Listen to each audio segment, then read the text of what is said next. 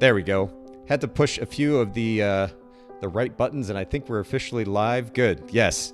Everything is streaming correctly. All right. Ladies and gentlemen, boys and girls, welcome to the Boca Podcast. I'm your host, Nathan Holritz. It's good to have you here. I hope you had a great weekend. For those of you that are live streaming with us, of course, it is Monday, and I'm excited to have you here for this conversation first thing in the week.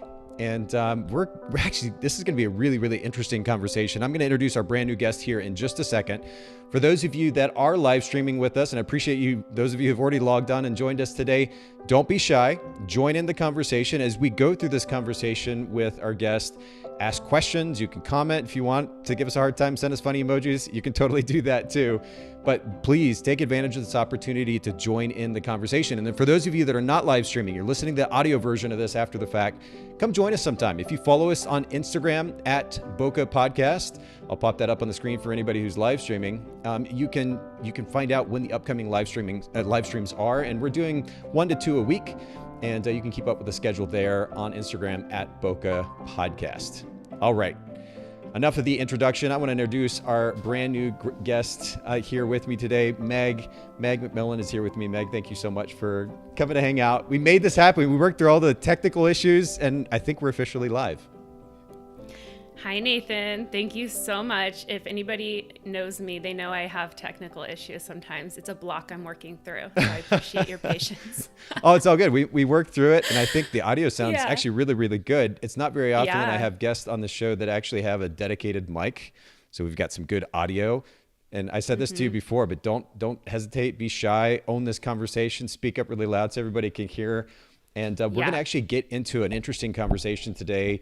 Kind of a brand new one, actually. We've talked a little bit about mini sessions on the show before, but not as it relates to brand photography.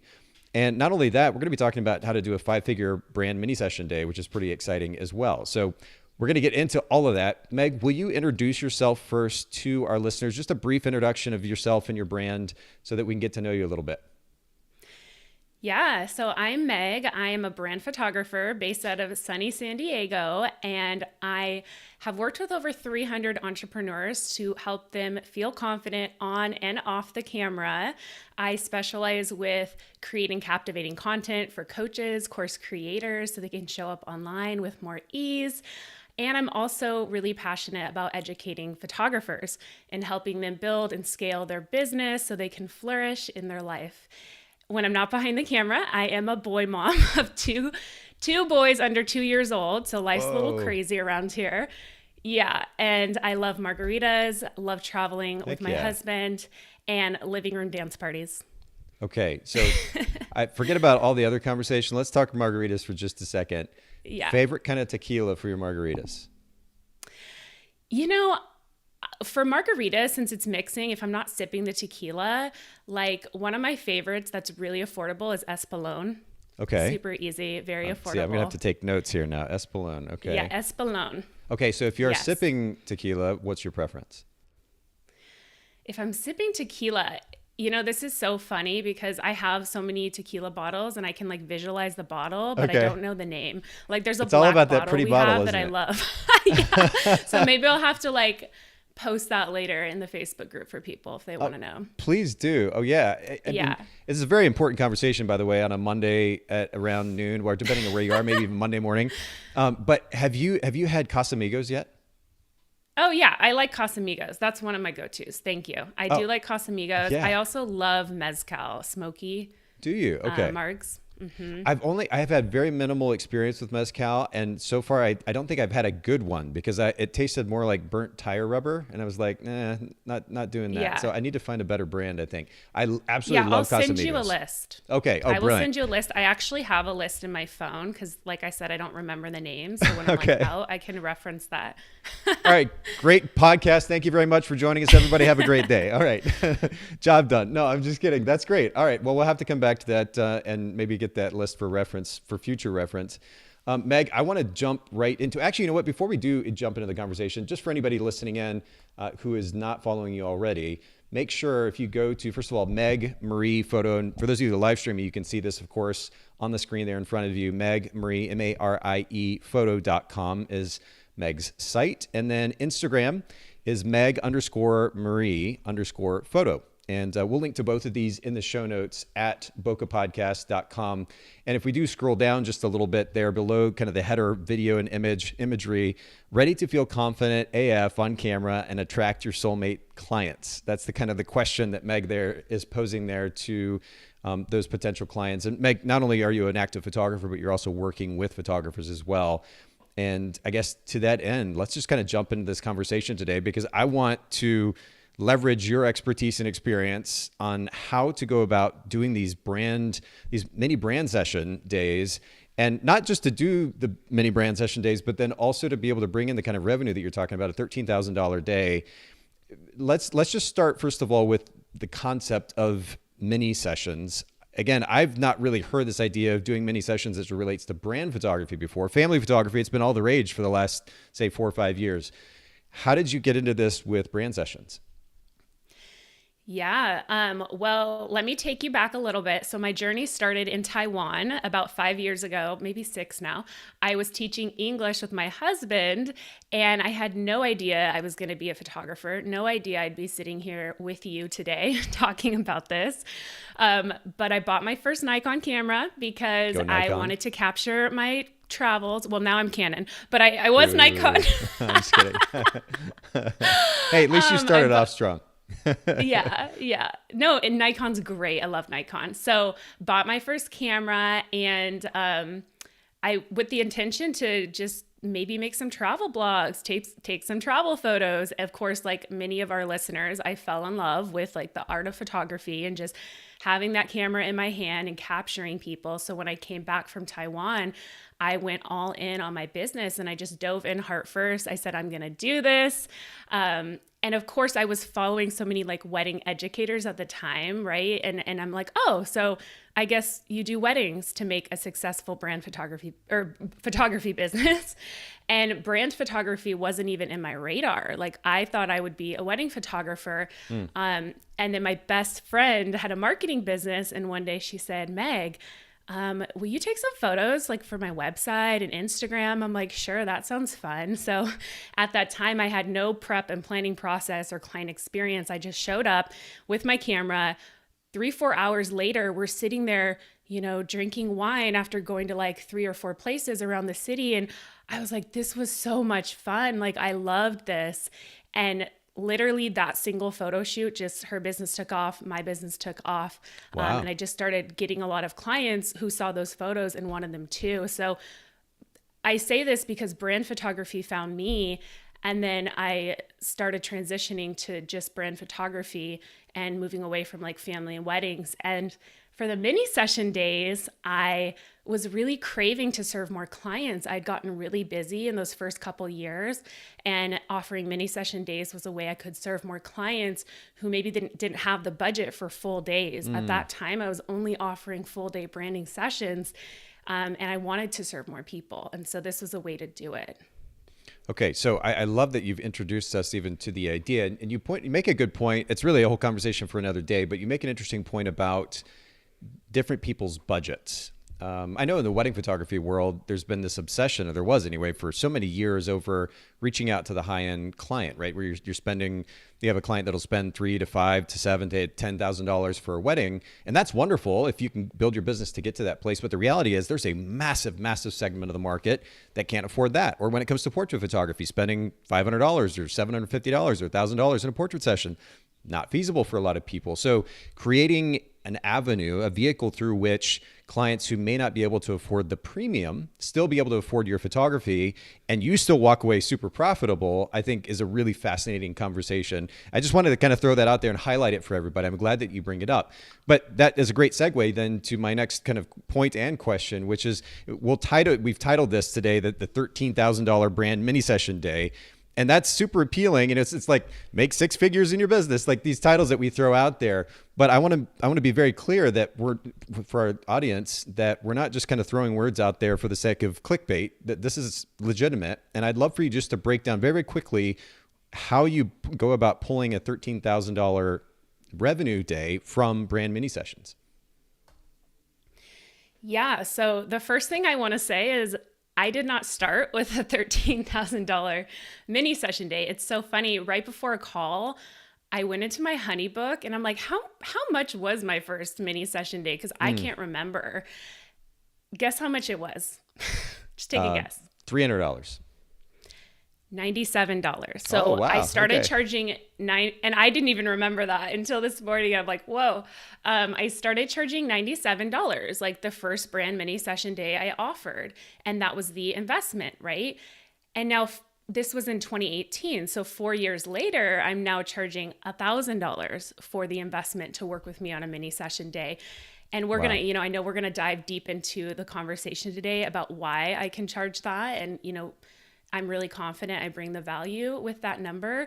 But I wanted to tell your listeners this because, it's not that you have to start at a $97 mini session day. I don't want you to do that.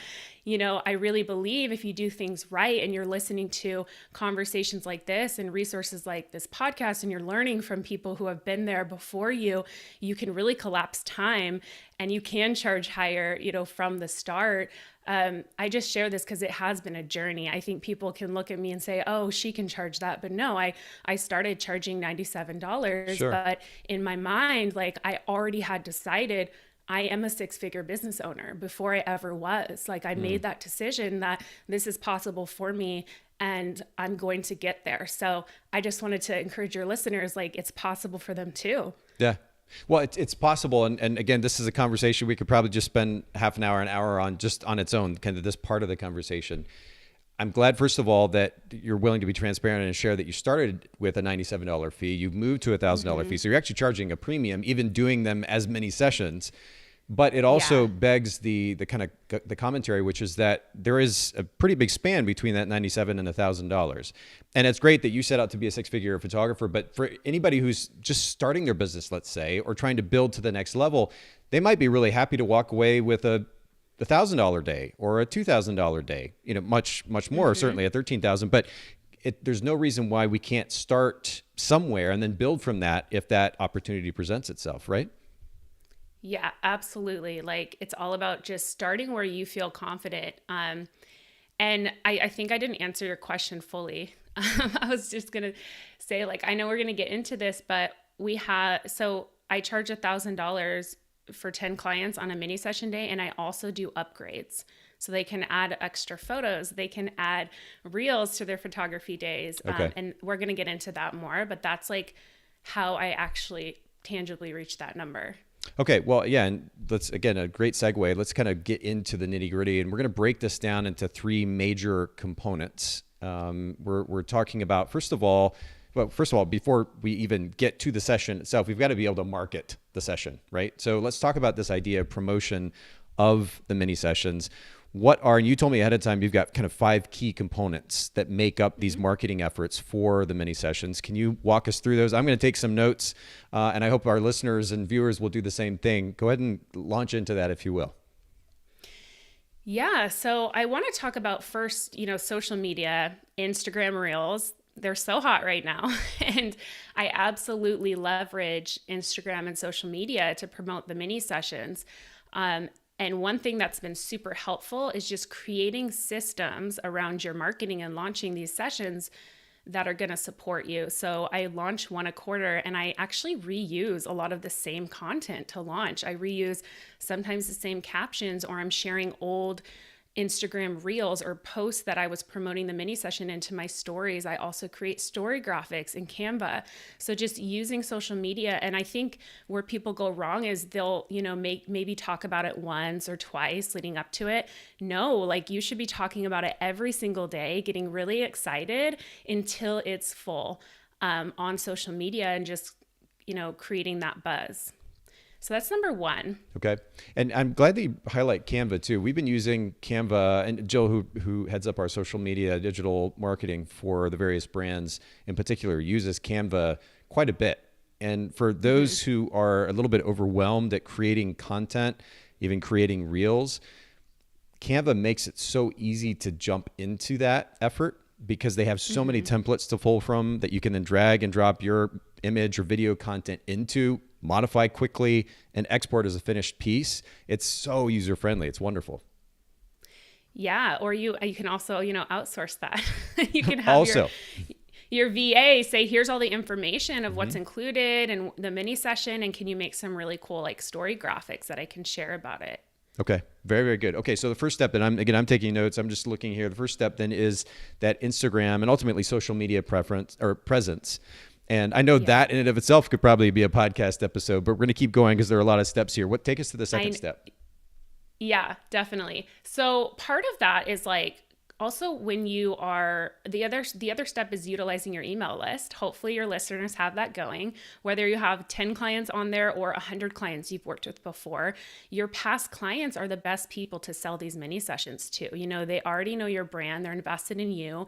Maybe they want like a little refresh of their content, and they'll also be your biggest fans to go promote the mini sessions as well. So, you know, launching to your email list, and a big thing you want to do when you are talking about the mini sessions and communicating it is making sure you're sharing that this is a really special like price. Like, you know, you want to communicate this is 75 to 80% off my high end, like, you know, a full day brand photo shoot. So that would be like a tip, is make sure when you are pricing the mini sessions, like you can price them at an amount that's like, wow, this is like 70% off. And you're not afraid to share that in your marketing. Like, share it with people, let them know like, hey, this is the easiest way to work with me all year. Like, and I will title my emails like 75% off a brand session. Obviously that gets a really good open rate, and people are like, what? 75% off to work with Meg. I've been dying to work with her. And then they say, oh, it's a mini session. Okay. Well, then they read more and they say, that does sound really good, you know? So I think sharing that. And leveraging, as you said, for the second point, leveraging the email list. How do you, again, another major topic of conversation, but just very quickly, how do you go about building your list normally? Yeah, I have a free opt-in like everybody hopefully does listening to this. And it's, you know, how to feel confident on camera. It's a free guide that people can download that I'll promote on social media. But I will tell you, like, a lot of the people that sign up for my mini sessions, like, are repeat clients, or they've been like in my radar for a while.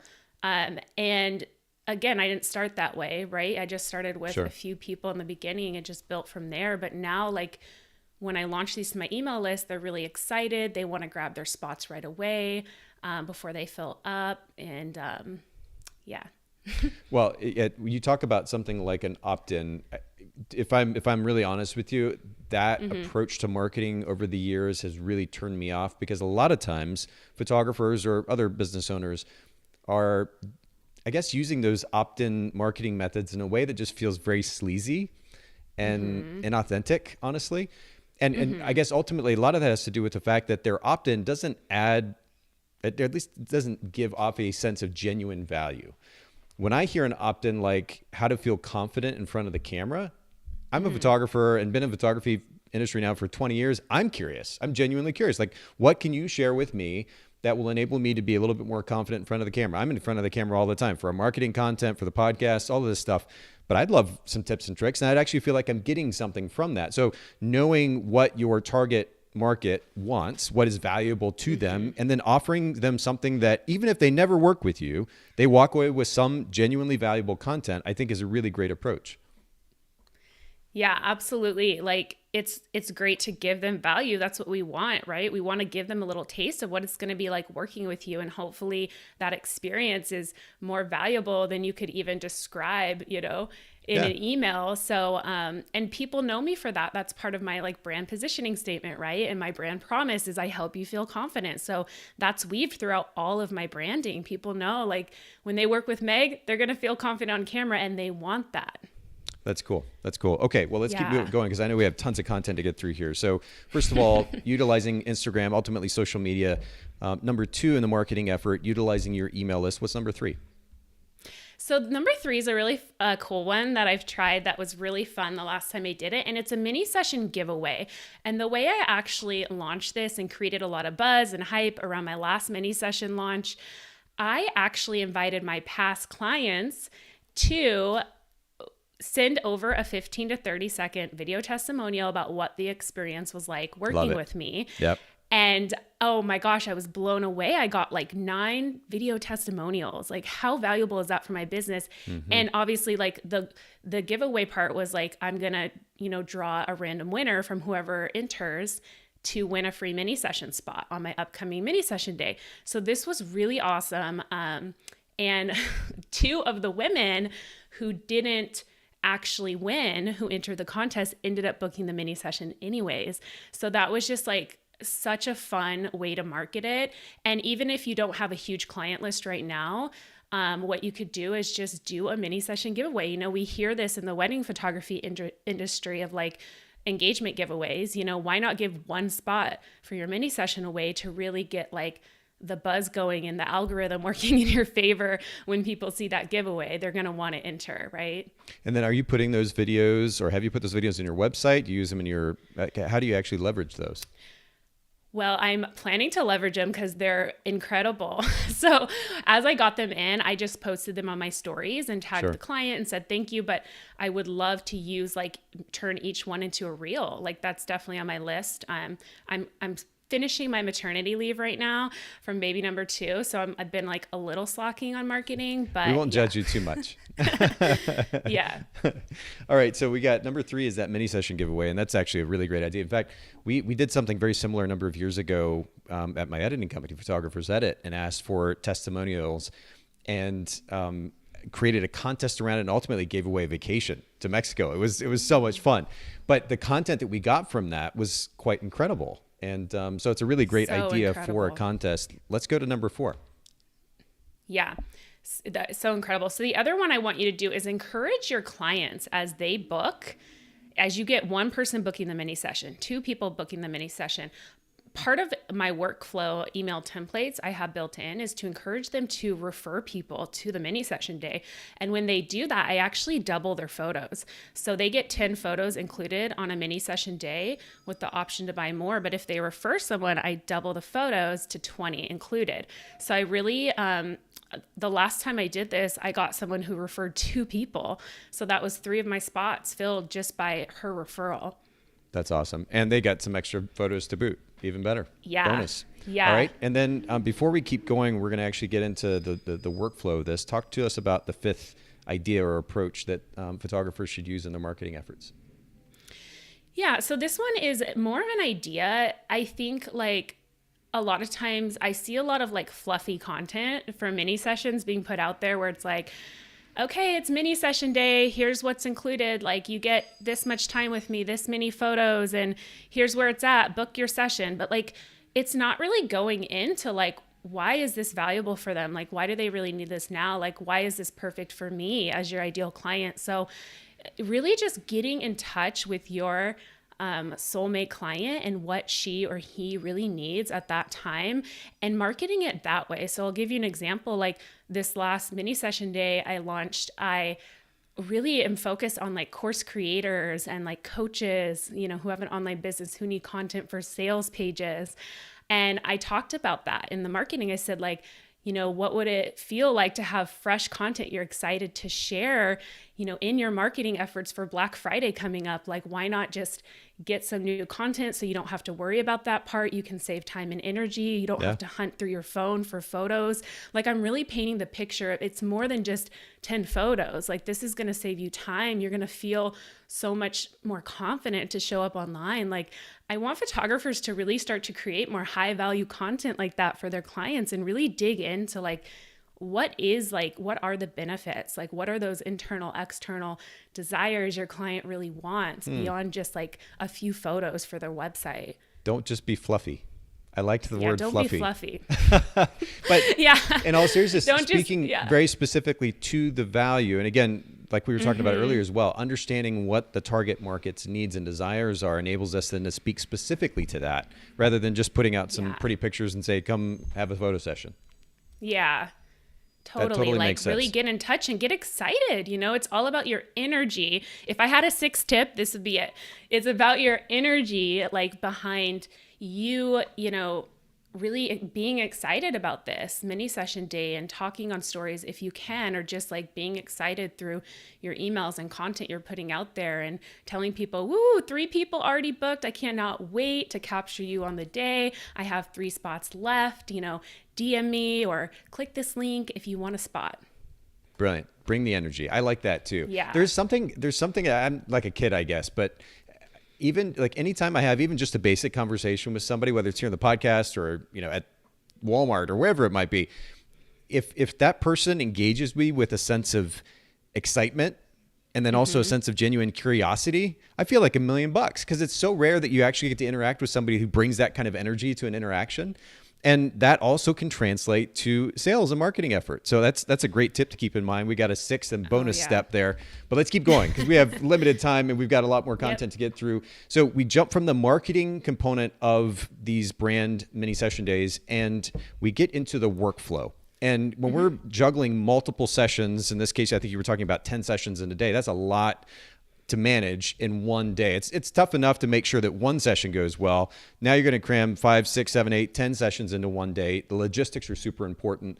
Let's break down the workflow. And you told me ahead of time, you've got kind of 4 primary phases that you break this workflow down into. What are those? Yeah. So the phases are the booking process, the planning phase, the booking process, the planning phase, the actual photo shoot day, and then the post processing after the photo shoot day. So in the booking phase, here's where like the power of automation works in your favor. And it can actually make this feel so easy and fun serving 10 people. Because it can be overwhelming and there's no way you can do this like a really well done, valuable day like this without having automation systems. There's just no way. Like I've tried it and it doesn't work well. Like again, this has been a journey for me. I've done like 8 or 9 of these days. So compared to my very first one to now, it's definitely like so much smoother. So the first thing is with automation that's really helped me is instead of like, I used to just email out when people would say, hey, like I'm interested. I used to just email out, here's all the details, the pricing, what you get. But now I have a beautiful landing page that's really on brand. My top images from the mini session, are there, all the info's there. And on that page, it says book now, and it has a button that links to my HoneyBook calendar. So they can just grab their spot. They can see what times are remaining. And then once they grab that spot, I let them know like, hey, your spot is held for 48 hours and I'll invoice you.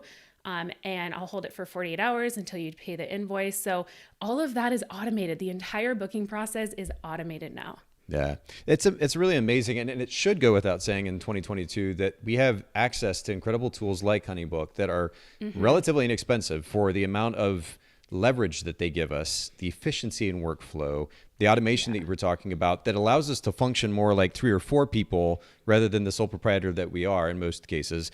It's really important that we take advantage of these tools. And I don't personally use HoneyBook because I'm not actively photographing at the moment, but I use a tool called Calendly that enables me to, in fact, when you booked this podcast interview, we used that tool. And the amount of time that saved me over the last, I'd say 3 or 4 years or so is just mind boggling to consider. And I spend all of, what is it, $10 a month or $15 a month for that tool. It's incredible. So it should go without saying, but I'm glad that you bring it up, that we need to leverage tools like HoneyBook to automate the process, the workflow with our clients, including this booking process. It's really, really important. That's great. Absolutely. Like you're going to be able to show up so much better for your clients when like you have more time and energy to give to them because you're not, fiddling around with emails and scheduling and sending dates and times over. There's just, Yeah. And it's, I'm torn because I use the word busy work and I realize at the end of the day that this work that we might label or categorize as busy work is still work that has to be done, but it's not ultimately translating to revenue generation, or at least not immediately so, right? I would rather focus my time, effort, and energy on bigger picture efforts to drive revenue for my companies. And some of that stuff that can become a bit monotonous and tedious and does feel like busy work, we can kind of designate or delegate rather over to even software. Certainly if we can have employees, great. But if we can't, the best thing to do is to go to that software to help automate that process. Super important. So that's the first step is the booking process. Speaking of the automation, the second phase, planning phase, is also a very automation focused. So I have part of my planning phase for really a mini session or my brand clients, like, is I have these 5 emails that go out, these 5 emails that are set up in a workflow in HoneyBook. And the point of those emails are really to help take care of the client. So they're showing up and getting the most and able to maximize that 30-minute mini session with me. If I'm not prepping them on how to best show up and really communicating that, they're not going to get the most out of that 30 minutes. So in these 5 emails, I send things like a welcome guide and a style guide. And I didn't have those initially in my business. Like in the beginning, it just looked like 5 emails that had bullet points of like, here's some helpful tips of how you can prep. Here is how to make the most out of your hair and makeup session with the artist. Here is some tips to wear for your brand session, like wear your brand colors, bring 2 to 3 outfits, like accessorize to get a variety. And don't forget like 2 to 3 props to bring for your brand so we can get more variety for you. And so it's just like helpful tips like that are going out. And then here is a really big thing that I've done that adds so much more value in the planning phase is I actually host a group Zoom call. So it's about 2 weeks before a mini session day. They can hop on the 60-minute group Zoom call and they can ask me all their questions about like planning, what wardrobe or like, and what I like to really do on those, that session is just to be clear, you're doing this with all of the people that are going to be photographed on that day. Everybody's jumping on together. Yeah, so it's one call. It's only like one 60-minute call for me. Because cool. Like with my like more high ticket clients that pay, like my premium offer and invest in that, they're getting their own solo like 90-minute call with me and we're doing all the planning and I'm really diving in to understand their brand. So essentially for the mini session day, I just offer like a simplified version of that same call and like just so I can get to know them, any like maybe like hesitations or just like fears or questions they have about the day they're unsure about, they can ask me so that on the photo shoot day, they're coming in feeling more prepared, feeling more confident, feeling more ready. And they've like met each other. They know each other's businesses now. And it's kind of fun because like they're talking to each other. So it's just part of the experience. Expectations management. That's huge. And then you actually get to the shoot. Are you actually, I mean, how much time do you take per person? If you've got 10 sessions to do and then all the logistics in between each of those sessions too, it's a lot to juggle. How much time are you spending with each client? Yeah. So I love this question because this has been a journey of me figuring out like, what is the perfect time? There was a time where I did 15-minute mini sessions. And then now I do 30-minute with a 10-minute break between. So it's 40 minutes between people. And the reason is because the hair and makeup artists that I bring along for the day and that are included in the experience for them, they need that 35, 40 minutes to make sure like they're able to get hair and makeup done. And then that way I have 30 minutes to make sure I can really capture a good amount of photos and variety for the client. Okay. So with that time, then the total amount of time per session and the in-between time is ends up being what? What does it add up to? Yeah. So it's like, I always tell the client, like, it's in 2 hours. You're going to walk in, you're going to get your hair and makeup done. Then you're going to have your 30-minute session with me. And so it's a little under 2 hours, but essentially like their session with me is 30 minutes. Once they finish hair and makeup, they get 30 minutes with me. And then they can go and get reels done. That's one of my upgrades they can add on, and they can do 30 minutes of video with my reels expert who I contract for the day to come in and do video content. Your reels expert. I like that. Okay. So I'm doing the math in my head though. How do you, if you're giving 2 hours to a client, how do you do that with 10 different clients in a day? Well, okay. So they're with the hair and makeup people. Got it. Getting their hair and makeup done. Well, I'm like with a client and then I finish with that client. Makes sense. Total the day ends up being about 7 hours. Like, cause that's my rental is, I think it's like 9 a.m. till 4:30 p.m. And then I'm able to get 10 clients in during that time. That's brilliant. For 30-minute sessions with a 10-minute break between each. Okay. Now, last component of the workflow is the post-production process. Walk us through that real quick. Yeah. So, well, we didn't talk too much about, I guess you did, the photo shoot date. We just talked about it. I feel like we need to talk a little bit more. Do I have 1 minute? Yeah, go for it. The photo shoot day? Go for it. So a few more things that your listeners must know about really executing the photo shoot day, because it's all about that experience, right? besides like the timing of it, it's all about like your team. So you really need a team. You really need support. Eventually, like I didn't start with a team, but like if you want to really do these like previa mini session days, then you really want like people to support you. So I usually have 2 assistants on the day. One person's in charge of like monitoring time because I'm an overshooter, so I'll just go past my time and then everything gets messed up. So she tells me like, hey, you have 5 minutes left, and she'll keep me on track, and she'll be there if I need to, hey, can you grab this camera lens for me, or can you grab this, or help me move this chair. And then the other girl is really there to help check in the client and like walk them to hair and makeup and introduce them. And I have drinks. I'll have like water, kombucha, champagne, and some snacks for them. Like I make it a whole experience. And that is really the key. If you don't want to just do these like quick mini session days, like you want to really make it like an experience for the client. You want that support from people. And, I really vet my hair and makeup people.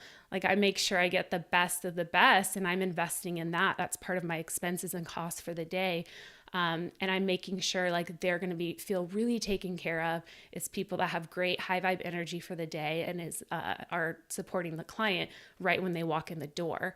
And then the last thing I just want to say is your energy for that photo shoot day. Mm-hmm. Nobody wants your burned out energy, especially if they're paying $1,000 to work with you. Like, you have to really make sure you can show up with great energy and really perform and step into that creative director role and feel confident taking them through a big variety of poses quickly so they get the most for their money. That's good. And by the way, Kimberly's chiming in for Facebook. She says, yes, give all the details. How did you go and find the assistants? That's a great question. Probably could be a podcast episode in and of itself, but can you comment on that briefly? Hi, Kim.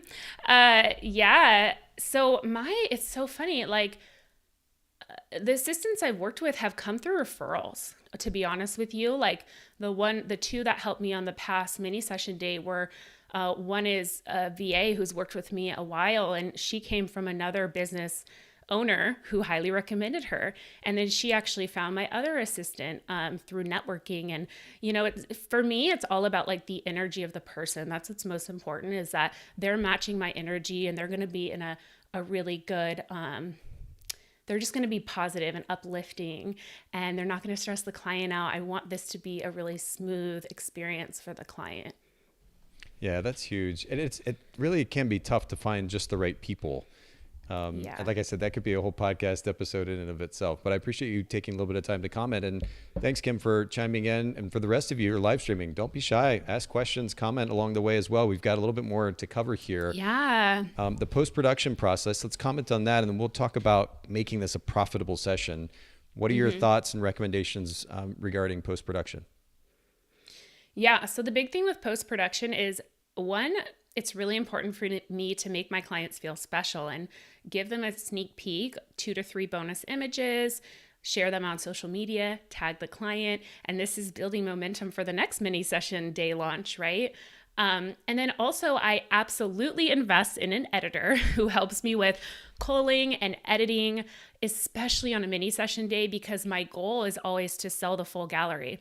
So if I sell the full gallery to 10 people, all of a sudden, like I have a lot of photos to edit. Yeah. And so what I'll do is just like make separate library catalogs. So as my clients start telling me, okay, I'm ready, I selected my favorites, or I want to buy all of them, I can send those off to an editor.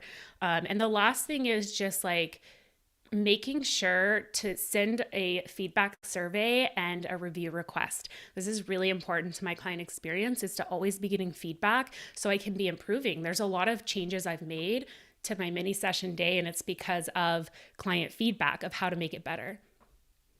That's good. I was kind of frantically taking notes, adding a 5th point. You're giving me all these bonus points. It's great. Send feedback survey. And that's getting that feedback.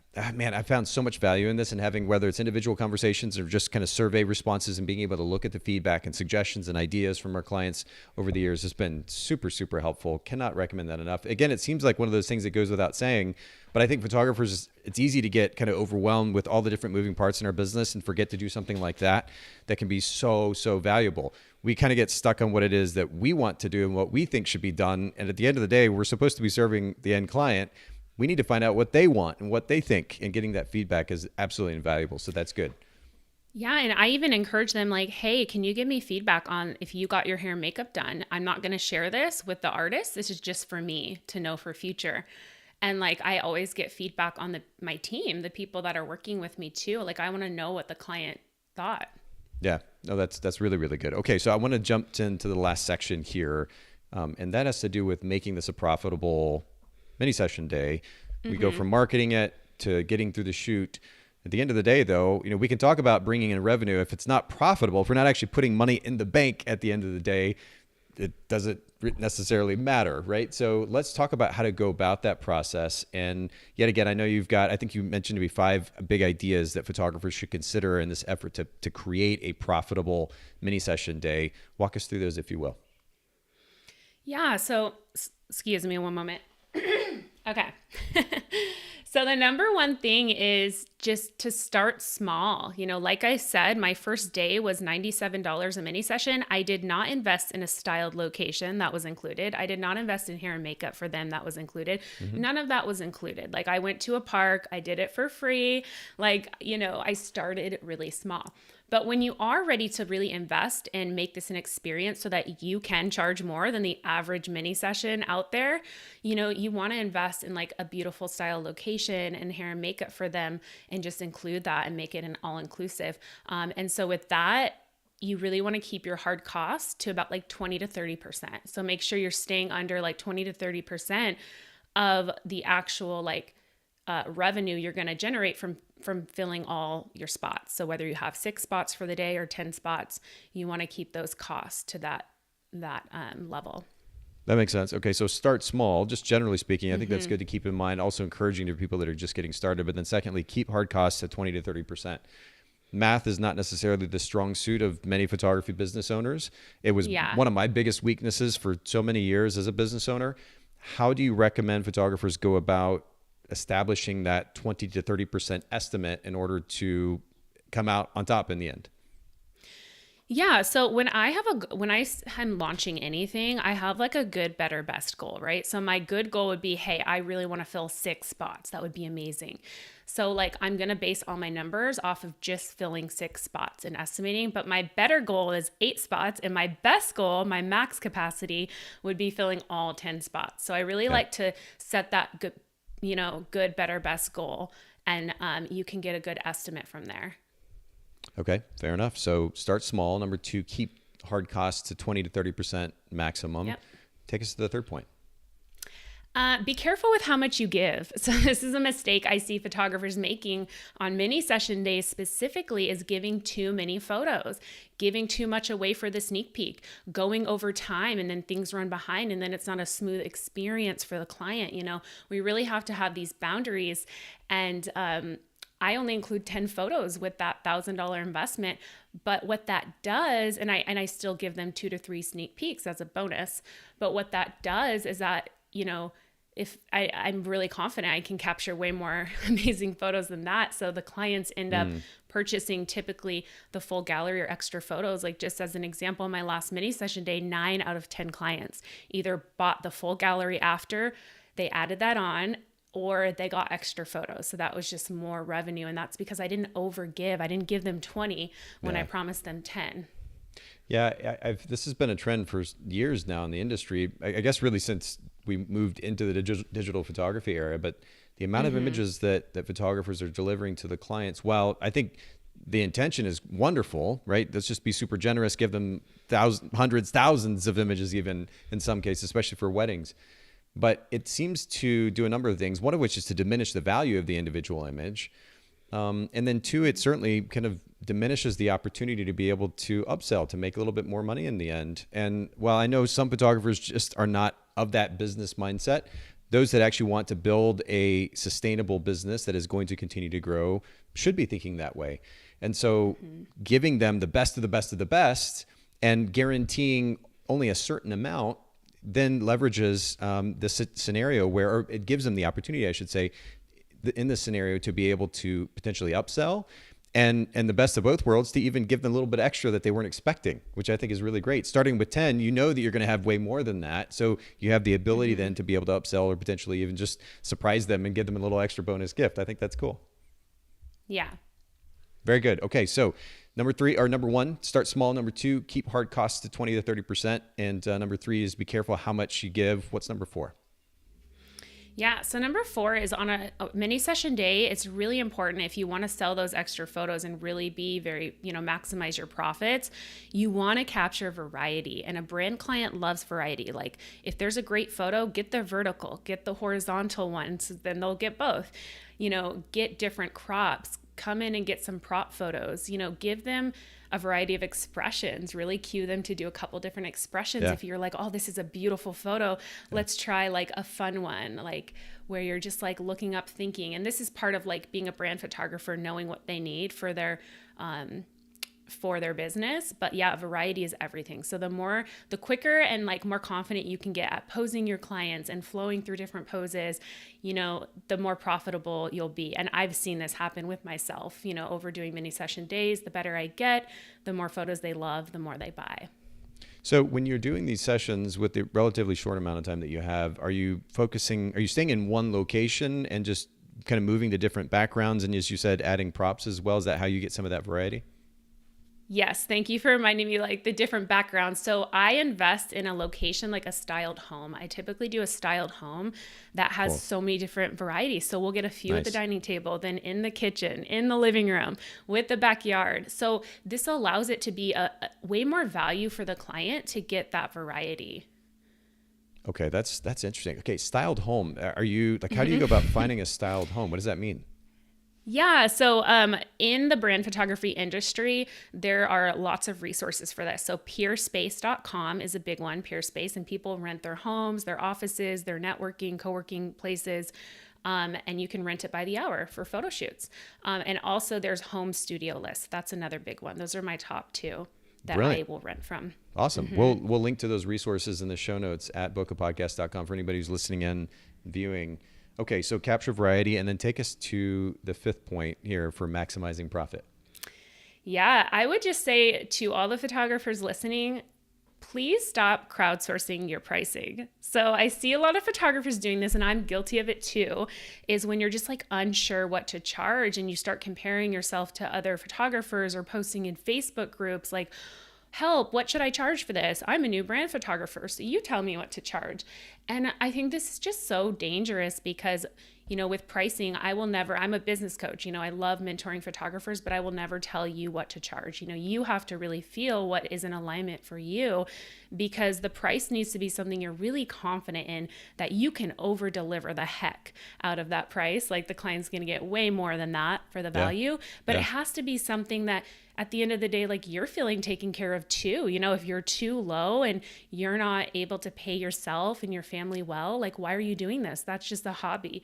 That's not a business. And at the end of the day, you're going to feel resentful. You're going to get burned out. You're not going to be able to show up and really deliver a high quality experience for the client if you're not charging enough. So you have to find what that balance is. And like, please stop posting in Facebook groups and asking other people what you should charge, please.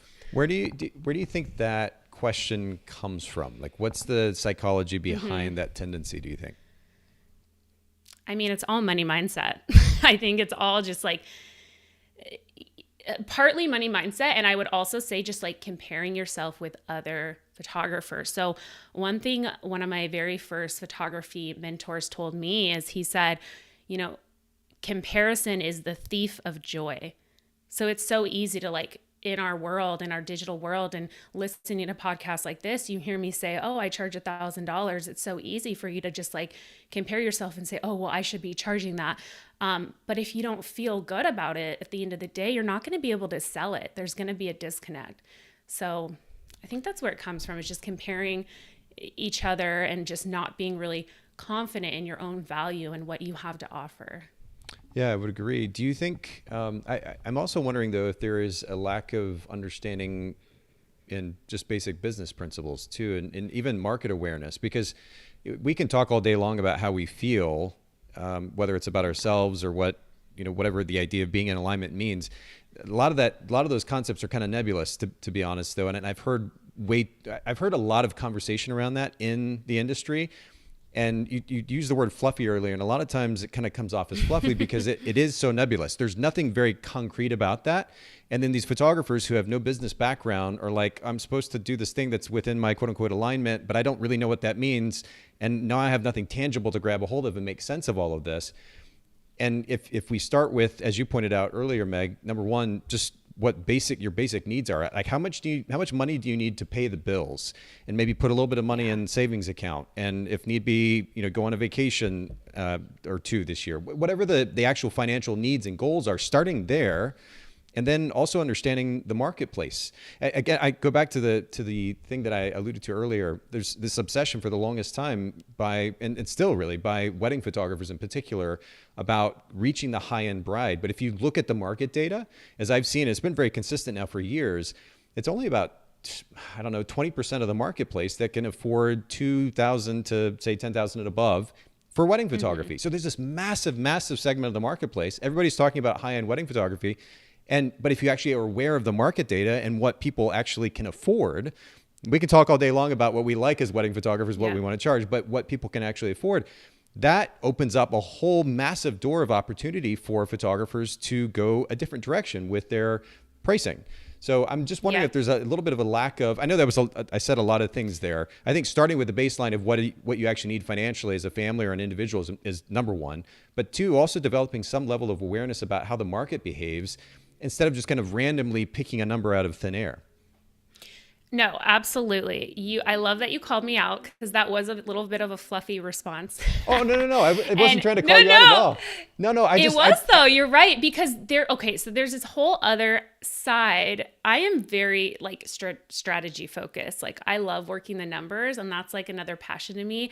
I'm actually secretly obsessed with spreadsheets and systems. So, I have lots of spreadsheets on this in terms of making sure, yes, absolutely, at the end of the day, whatever number you're charging that feels really good is still profitable, and you still are able to pay yourself and hit your goals. So I'm not an accountant. I'm not a financial advisor. So I hesitate to say this, but I would say for a service provider, business like us, especially if you're a solopreneur, just go in with the mindset that 50% of what I'm charging, I'm not going to keep. So that's kind of my mindset in terms of taxes, business expenses. That's typically going to be around 50% of my gross revenue. So, if I'm charging $500 for a mini session day, I'm not keeping $500. I'm keeping $250, right? For a healthy, thriving business, that's actually pretty standard. So that would be a tip I would tell your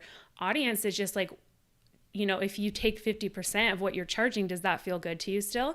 Is that going to be enough to be sustainable in the long run? Well, yeah, that's where I kind of push back it's, and by the way, I say this from the place of I'm a super emotional guy, feelings. I was just watching rom-coms with my daughter over the last week, countless number of them. Aww. I mean, and I'm sitting, tearing up watching that's the guy that I am. So I want to be very, very clear about that. I'm not speaking as a robot here. But what I've also realized as a business owner, multiple businesses now for 20 years, and I started as a wedding photographer. I've ended up with my team building the company that we have now, which is a multi-million-dollar company. I've learned the hard way that going by feel will bite you in the ass in the end if that's kind of where the primary focus is. It's not about getting rid of it, but we also have to keep some level of just basic logical awareness about the numbers intact, or we're gonna get in trouble, right? So, and there's a much deeper story there that I could get into, but nonetheless, I just want to, I think, yes, there's some feel involved to a point, but the reality is, at the end of the day, if you're charging $500 for a session, $250 that's going to go to expenses and taxes, and you got $250 left. Now, the very logical, basic question is, all right, if I need to make X amount in a month in order to pay my bills and put some money in savings, how many of those sessions do I need to photograph in order to generate that much money? And is that feasible for me? If not, then I need to look at a different model, different genre, different service, a different price point. And you can move those different elements around. But that's the basic conversation that will, I think, help minimize some of this tendency that you're talking about with photographers just asking, what do I charge? What do I charge? What do I charge? It's not a question that we should be asking other people to start with. We should be looking at our needs first financially and doing some basic math and figuring it out. We start there. And then we look for opportunities and we ultimately build the business model that we need to. Yeah, I agree 1000%. Like, you should be able to tell anybody like exactly how many sessions you need to sell each year of your offer to hit your goal. So just like getting really comfortable with like knowing those numbers and breaking them down, like you're talking about the bigger picture. Yeah, I guess you could probably tell I'm pretty passionate about this, but Yeah. I'm super lucky to be where I am as a business owner. But had I learned these lessons many, many years ago, I'd be in a whole different place at this point. So I just want to encourage business owners to not to get rid of feelings. Again, super emotional guy here. I think life's more interesting with passion and feel. But especially as new business owners, most photography business owners don't have background in business, right? So if we're going into building a business with priority on feelings, while simultaneously ignoring the simple realities that we have bills to pay, number one, and then the market's behaving in a particular way, and we need to develop awareness about that and where the opportunities are. Starting there is a really, really healthy place to start. And then ultimately we have the ability to choose what business model to build based on those understandings. That also, by the way, centers around whatever it is that we're passionate about. So you can have both and. It's not about getting rid of one or the other, but just having the basics intact is really, really important. Absolutely. We had some, Kim actually was commenting again. She said, we're coming back to the session. She said, do you allow them to do more than one outfit, and how do you keep them on time when changing? Yeah, so that's part of like my communication and my email templates. I explain that like, hey, if you are a fast changer and you really want to get more variety, cool. You can do like 3 looks in the 30 minutes. But if you like don't like being rushed, then I recommend no more than 2 looks. So I think just like communicating that will help people to know like what they feel confident in doing and help the overall like flow of the day.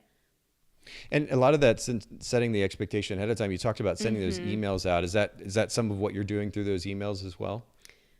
Yeah, that's exactly what's in the email. And like what I remind them on that Zoom call, I just like communicate it multiple times, multiple places to really like set the expectations. Yeah, that's good. Man, it's so funny. We've knocked out almost an hour. Usually I try to shoot for 30 to 40 minutes, and we've easily filled in an hour. We could have probably like tripled that if we were really taking our time with each of the, because you've brought so much practical information. I mean, I've taken pages of notes here as we're talking, so I really appreciate you doing this. But what I want to use this then as a segue for is to encourage listeners, viewers, to reach out to you if they're looking for additional guidance, because I know that you do offer that education and guidance to photographers. You obviously have so much to offer and so much more than we could even cover today.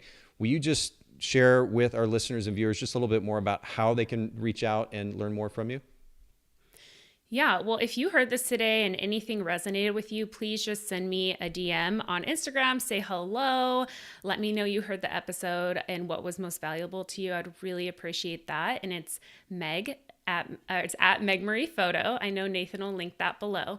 And then I do have a free resource library available for brand photographers at photographerfreebies.com. I mean, there's replays of webinars I've done teaching. There's free email templates that you can download. And this week I'm actually doing a really special offer on my mini session day bundle. So if you just want some resources to really make your next mini session day great, like the exact email templates I use and my pose method course, that'll help you really feel confident going through a lot of poses quickly with your clients, that's available for you as well. Perfect. Well, and then as you were talking, I was pulling up the photographer section on your website, Meg. For those of you listening in, you can also go to Meg Marie Photo, just like it sounds. Click on photographers, and you can find more information there and link to more information as well. And I would say, dare I say, Meg, don't be shy and reach out to Meg. Can they DM you there on Instagram? Is that okay? Yeah. Okay. Yeah, I would love to hear from other photographers. Perfect. And yeah, as Meg mentioned earlier, and I popped it up here on screen, Meg_Marie_photo on Instagram. And then, as I just said as well, megmariephoto.com. We'll link to all of this and the other resources mentioned, the major talking points from today as well. We'll put all that in the show notes at bogapodcast.com. Meg, thank you so much for bringing all the value that you did today. Thank you, Nathan. And thanks everyone